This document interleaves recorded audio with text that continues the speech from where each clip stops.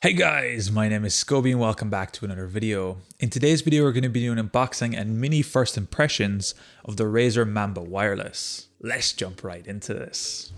So this wireless mouse I was able to pick up on Amazon Prime Days for €50. I'm super happy with that price, but normally it comes in at around €100, so let's see what we get in the box. So opening the box up, of course we get the actual mouse itself. We get the included micro USB charger, although one thing to note, the actual micro USB component on this is specifically designed to fit in the mouse so it's nice and flush, so you can use it completely wired while it's charging. So if you forget to charge this or anything like that, you can still use it as a wired mouse and it will feel just like a normal mouse, which is really nice to see. And we also get this USB to micro USB extension cable. This thing is a little bit confusing to me. I'm not really sure what the use case of this is, and I believe it is a micro USB extension cable, although if someone in the comments can let me know if I'm actually completely off base with this.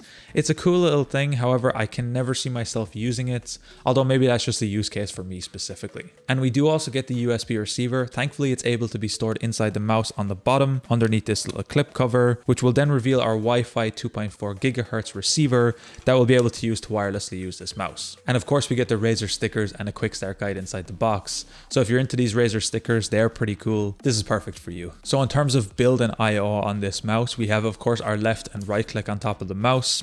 We have our scroll wheel, which has this nice kind of rubber texture. Now sadly there is no infinite scroll or anything like that, and the overall clicking on the scroll wheel does feel really nice. We have two DPI buttons here on top, and then we have our back and forward buttons on the side of the mouse next to this rubber padding right here. And I believe they can all be controlled and remapped using the free Razer software. Now sadly this does require a login to be able to do anything with this, which is a little bit disappointing to see. Other softwares don't require a login, but it is something to keep in mind that you do require a login to actually map and change anything on this mouse. On the bottom side we then have two other buttons. One button is to search and connect for the wireless receiver, and the second is the power on and off on this mouse. Now of course turning the power on, we will be able to see all the different lighting modes. This does have a full RGB lighting setup on top of this mouse, and overall the lighting is pretty nice on this mouse. You can change the lighting and all of the different lighting modes in the software. Again, it requires a login, but it is overall really nice and stylish, and it doesn't overdo anything with this. I feel like the mouse overall is pretty good. So the overall build of this mouse is a nice textured hard plastic. None of it feels overly cheap. It just doesn't quite feel as premium as some other mice. However, these things are pretty much built to last as long as you're not throwing them around or anything like that. It does have a pretty good build quality overall.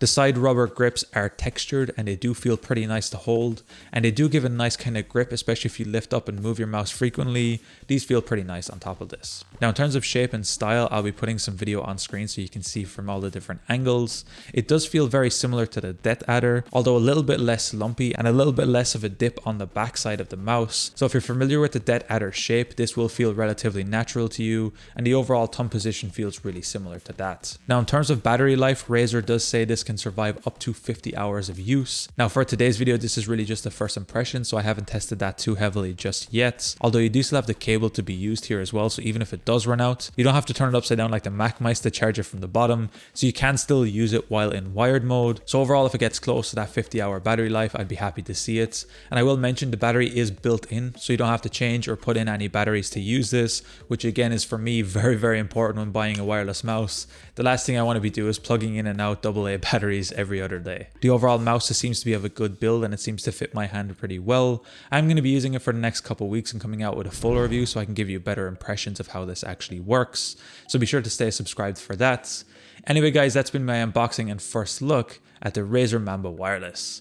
If you guys enjoyed this tutorial, be sure to drop a like. Subscribe if you're new, check out the other videos on the channel.